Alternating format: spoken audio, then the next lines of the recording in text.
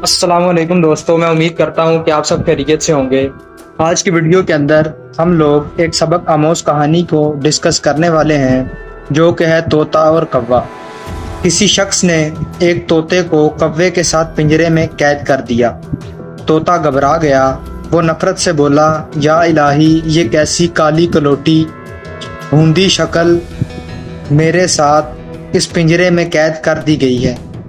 یہ طوطے کا حال تھا، مگر عجیب بات یہ کہ کوا بھی طوطے کی ہم نشینی سے سخت تنگ آ گیا۔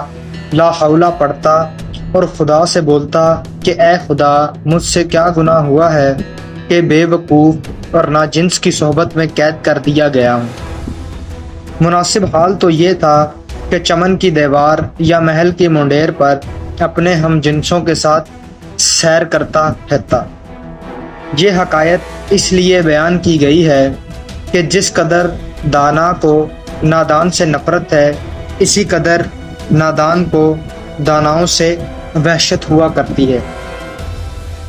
تو بہت شکریہ، آپ نے ہماری آج کی ویڈیو کو دیکھا۔ مجھے امید ہے آپ کو ویڈیو اچھی لگی ہوگی۔ نیکسٹ ویڈیو تک کے لیے اجازت دیجیے۔ اللہ حافظ۔